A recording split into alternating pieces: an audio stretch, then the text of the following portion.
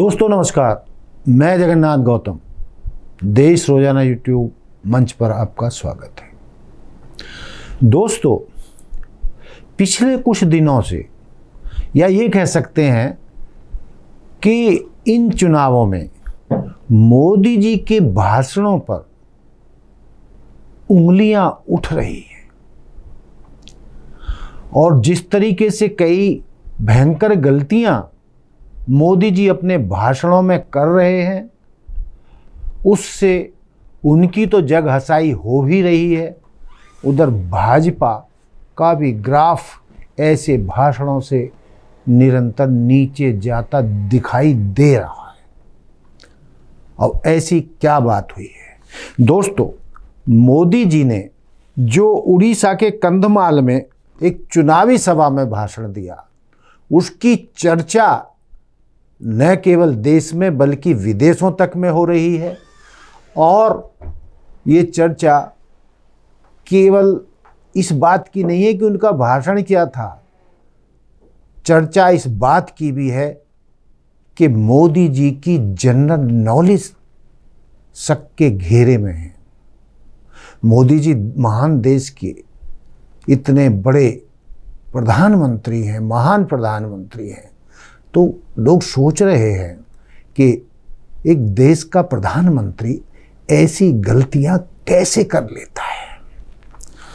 अब कंधमाल में जो मोदी जी ने उड़ीसा के 25 साल से सीएम की कुर्सी पर बैठे एक सफल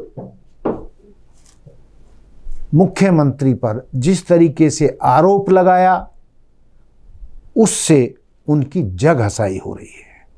उन्होंने कंधमाल में अपने भाषण में रैली को संबोधित करते हुए कहा था कि मैं नवीन बाबू को चुनौती देना चाहता हूं। वह इतने लंबे समय तक उड़ीसा के मुख्यमंत्री रहे हैं, क्या वह बिना कागज पर लिखे राज्यों के जिलों और उनकी राजधानियों के नाम बता सकते हैं कि कितने उड़ीसा में जिले हैं और उन जिलों की कितनी राजधानियां हैं? ये भाषण हमारे प्रधानमंत्री जी ने दिया है। क्या वे अपना दर्द, आपका दर्द समझ सकते हैं? पीएम ने कहा, उड़ीसा मुझे अपार प्यार और समर्थन देता है। मैं निस्वार्थ भाव से देश की सेवा करके भरोसे को टूटने नहीं दूंगा। अब सवाल ये पैदा होता है कि बिना टेलीप्रॉम्प्टर के क्या मोदी जी अपनी कॉमन सेंस से बिल्कुल अंदाजा नहीं लगा सकते कि क्या सही है, क्या गलत है? क्या टेलीप्रॉम्प्टर के बिना वो एक लाइन सही नहीं बोल सकते? अब आपको मैं ये भी बता देना उचित समझता हूं कि मोदी जी का भाषण एक टीम लिखती है, भाजपा की एक टीम लिखती है, बुद्धिमानों की एक टीम बनाई गई है, एक्सपर्ट की एक टीम बनाई गई है जो उनका भाषण लिखते हैं। तो अब हम ये क्या समझें कि उनकी उस टीम में जिन भाषणों से देश का चुनाव प्रभावित होता है, तो क्या इतने नाकाबिल लोग रखे गए हैं जो मोदी जी का भाषण तैयार करते हैं और जिसमें उन्होंने लिखा कि नवीन बाबू को ये नहीं पता कि उड़ीसा में कुल कितने जिले हैं और उनकी राजधानियों के नाम क्या है। दोस्तों, या तो ये उनकी टीम की गलती है।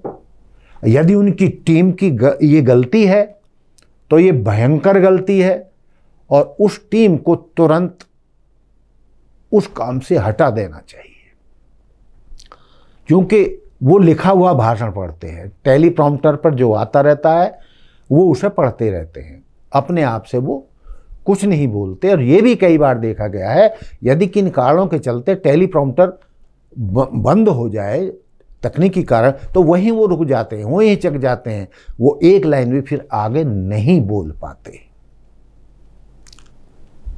तो ये कोई पहला ऐसा अवसर नहीं है कि ऐसी गलती मोदी जी ने अपने भाषणों में की है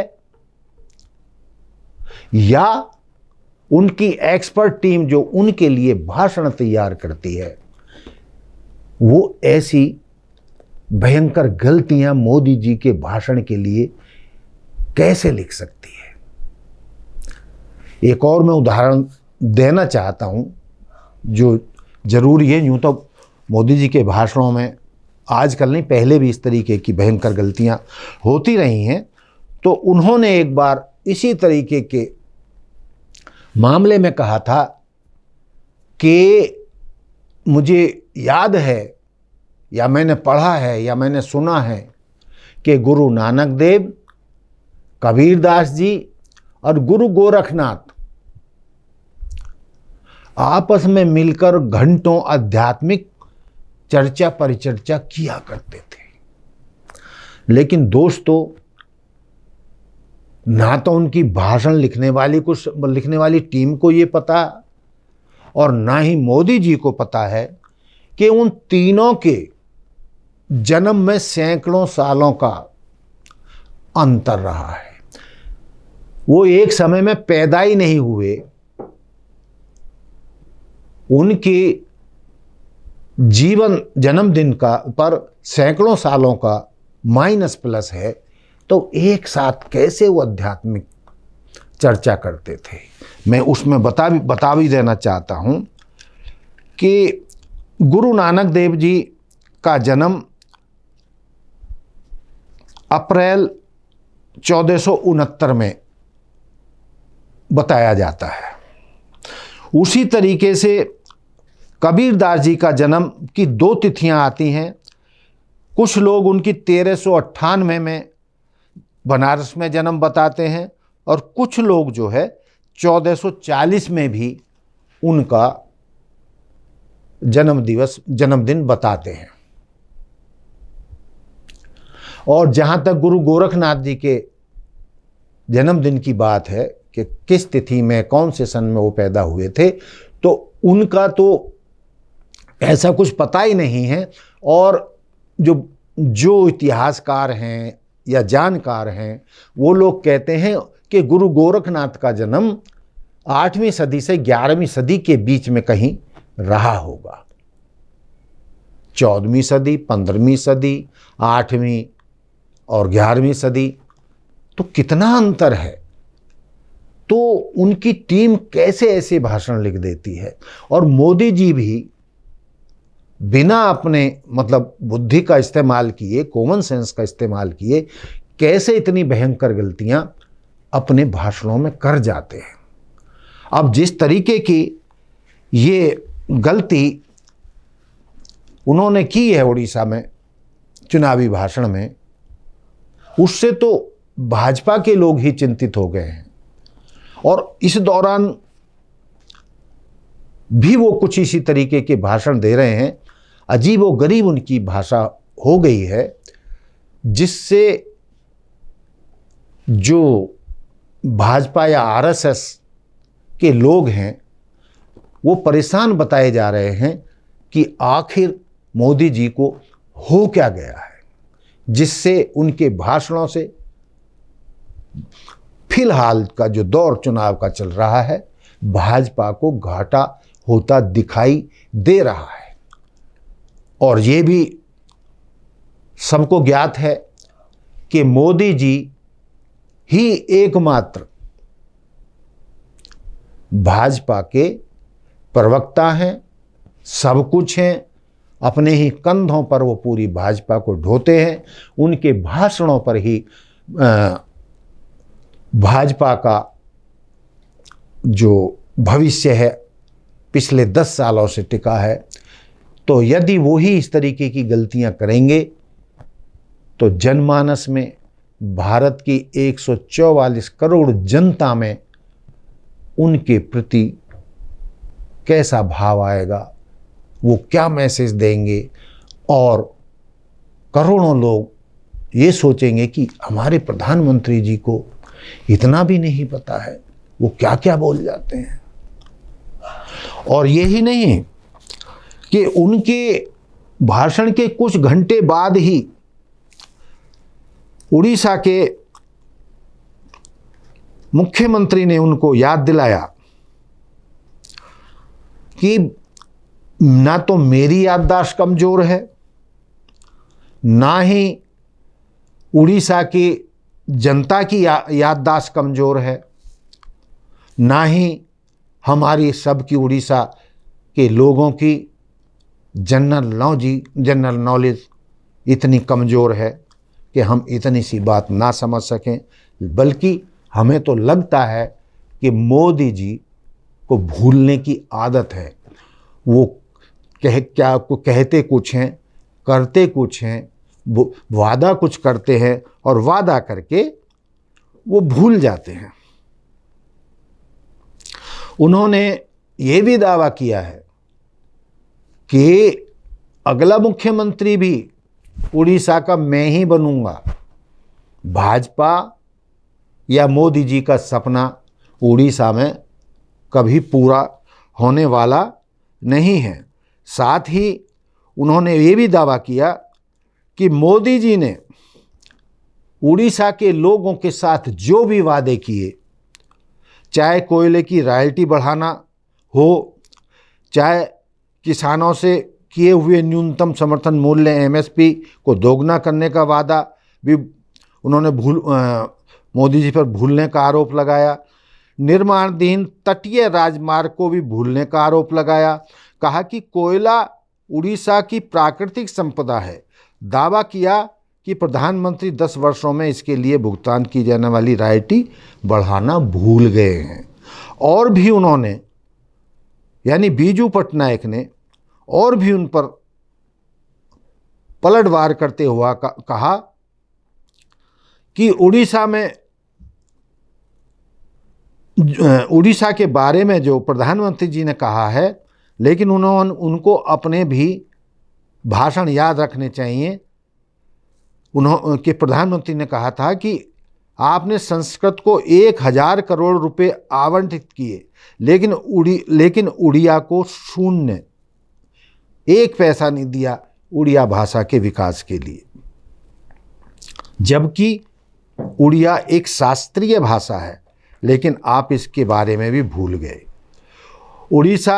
मैंने ओडिसी संगीत को शास्त्रीय संगीत का दर्जा देने के लिए आपसे कहा था और आपने इसका वादा भी किया था, लेकिन आप उस वादे को भी भूल गए। आपको मैं क्या क्या गिनाऊं कि उड़ीसा में कितने बहादुर बेटे हैं। बीजू पटनायक जी, क्या आपको ध्यान आया कि इतने बड़े उड़ीसा में भी कोई भारत रत्न का दावेदार होना चाहिए? उन्होंने उड़ीसा के महान सपूत बीजू पटनायक यानी नवीन पटनायक जी के पिता के बारे में नहीं सोचा कि उनकी उड़ीसा के लिए और पूरे देश के लिए क्या उपलब्धियां रही। तो क्या मोदी जी आपको ये ध्यान नहीं आया कि उनको भी भारत रत्न की उपाधि से सम्मानित किया जाना चाहिए? तो मैं यदि ये गिनाने पर आऊं तो ये इतनी लंबी लिस्ट है कि प्रधानमंत्री जी उन्हें सुन नहीं पाएंगे। कहने का तात्पर्य ये है कि जिस तरीके से प्रधानमंत्री ने नवीन पटनायक पर आरोप लगाए, पलटवार करते हुए नवीन बाबू ने प्रधानमंत्री को धोकर रख दिया। अब सवाल फिर मैं वहीं लौटकर आता हूं कि मोदी जी का भाषण लिखने वाली टीम आखिर ऐसी भयंकर गलती कैसे कर सकती है? और मान लिया कि मोदी जी उनकी टीम ने ऐसा गलत कर दिया, तो क्या मोदी जी को अपनी कॉमन सेंस का ध्यान रखते हुए क्या ये बोलना चाहिए था कि मोदी जी बिना कागज़ पर लिखे हुए ये नहीं बता सकते कि उड़ीसा में कितने ज़िले हैं और उन ज़िलों की राजधानियाँ के नाम क्या है? तो दोस्तों, कोई माने या ना माने, इस पर गहन चिंतन भाजपा में चल रहा है कि मोदी जी की इन गलतियों से कैसे मुक्ति पाई जाए। मोदी जी बिना टेलीप्रिंटर के कुछ भी क्यों नहीं बोल पाते हैं, बात को या भाषण को क्यों नहीं संभाल पाते हैं। यदि उनकी टीम ने कुछ गलत लिख दिया है या टेलीप्रिंटर में कोई खराबी आ गई है तो एकदम वो हड़बड़ा क्यों जाते हैं। वो देश के प्रधानमंत्री हैं, उन्हें इस तरीके की गलतियां शोभा नहीं देती, जिससे कि भाजपा की इतनी किरकिरी हो रही है। तो ये भी कहा जा रहा है कि इस भाषण को लिखने वाली टीम के खिलाफ भी कार्रवाई होने जा रही है। और मोदी जी से तो कोई कहेगा क्या कि उन्होंने ऐसा क्यों कहा। अब जो होना था वो तो हो गया। मोदी जी ने जो गलती करनी थी वो कर दी, लेकिन उसका खामियाजा पार्टी को भुगतना पड़ेगा। और इन्हीं तरीके की बातों के चलते भाजपा का ग्राफ निरंतर नीचे की तरफ जा रहा है। इस बात को देखकर भाजपा हाईकमान और उनके नेताओं में भारी चिंता है, क्योंकि मोदी जी यदि ऐसी गलतियां करेंगे तो पार्टी को संभालेगा कौन। तो दोस्तों, ये था मेरा आज का मुद्दा कि मोदी जी के भाषणों में कैसी कैसी भयंकर गलतियां हो रही हैं, लेकिन कौन उसके लिए जिम्मेदार है ये नहीं बताया जा रहा है। तो दोस्तों, देखते रहिए देश रोजाना। मिलते हैं कल फिर एक नए एपिसोड में नए मुद्दे के साथ। जय हिंद, जय भारत, जय संविधान। नमस्कार। हमारे साथ जुड़े रहने के लिए देखते रहिए देश रोजाना का YouTube चैनल सब्सक्राइब कीजिए। साथ ही देश रोजाना की खबरें सबसे पहले देखने के लिए प्रेस कीजिए बेल आइकन।